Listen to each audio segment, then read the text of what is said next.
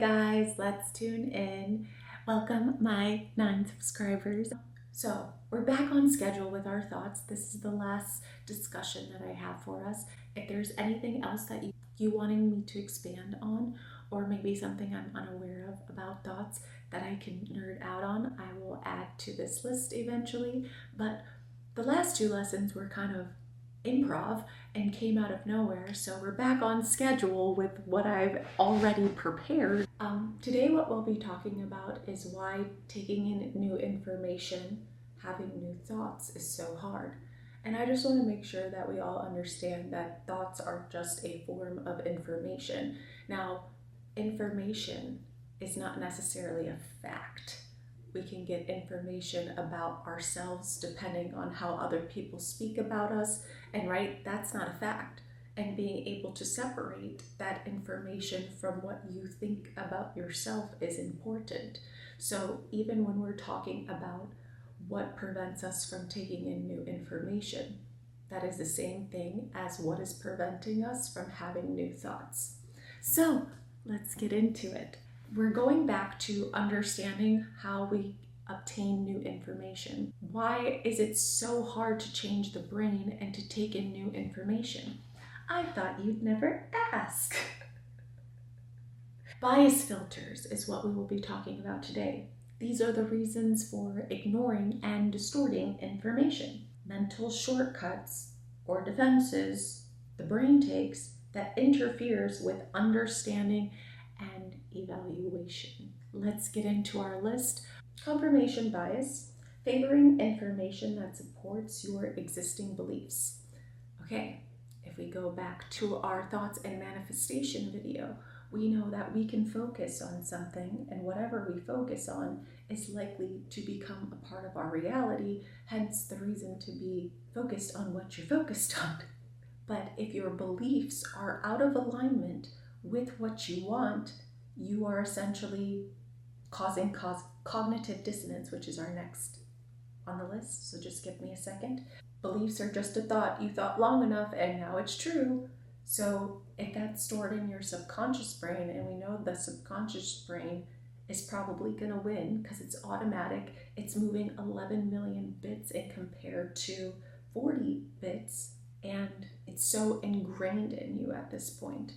The point is that, again, we are looking for our past experiences in our current reality, essentially looking for confirmation bias. And also the other reason why I think AI is quite scary, because that same thing that your brain is doing to keep you stuck is essentially what AI is being built off of, reinforcing our patterns. Cognitive dissonance. We just talked about that. The discomfort between conflicting beliefs. Beliefs are just thoughts. Or information. My old self versus my new self. As you take in this new information, it's conflicting from what you used to believe. But it's only conflicting because you didn't have that information before. So as you take in new information, it is definitely going to challenge something that is in your database. And you can't be afraid to change. You work through the new information, compare it to the old. Am I sticking with the old or I'm going with the new? It's not always the new information that you want to stick with. Let's continue. We have surface level processing, which we talked about in our how to take in new information, the learning process, and not engaging deeply with information. You're already judging this information before you've even understood it.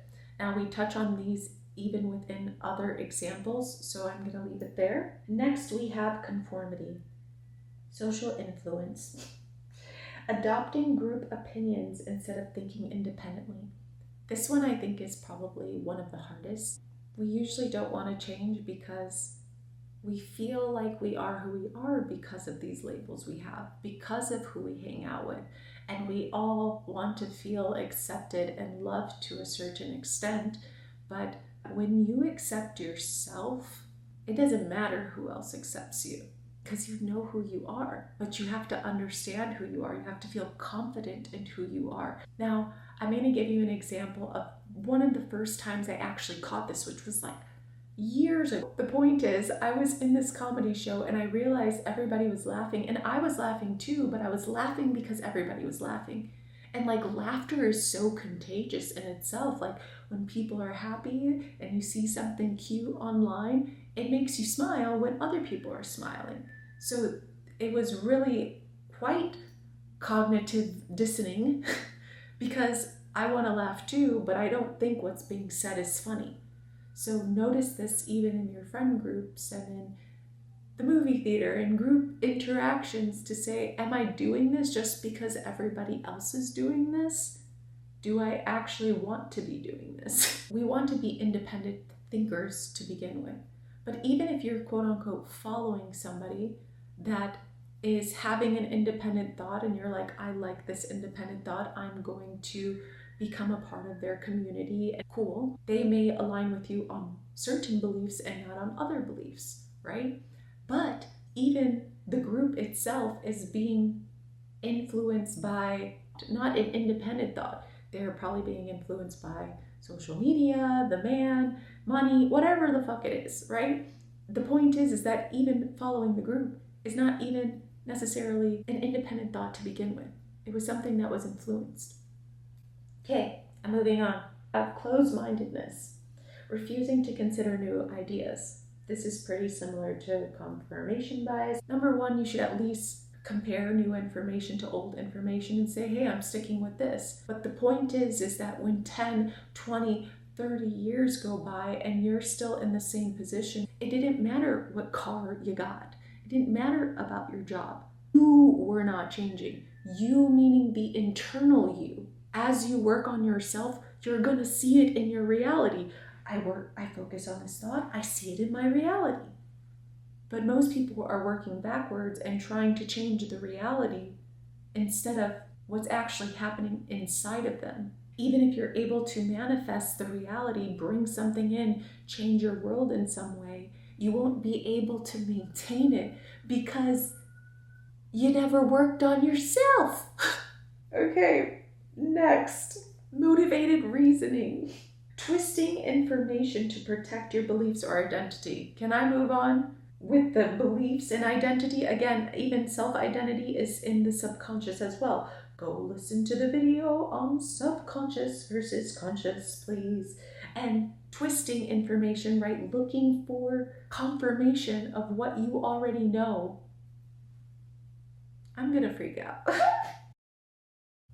To protect your beliefs and your identity that you haven't even gone back and confirmed is now affecting you actually taking information that's going to improve your entire life and actually help you get to the identity you want to be a part of, the actual identity that you are. You just haven't met yet. You haven't met that version of yourself yet, simply because you haven't met the information that informs you that it's okay to be that person. Remember, you can't think of information that's outside your database. You need that information to have that thought, to be that person. Cool. Then we have overconfidence bias, overestimating how much you understand. Now, I don't know why I decided to research the word overconfidence, but let's do it.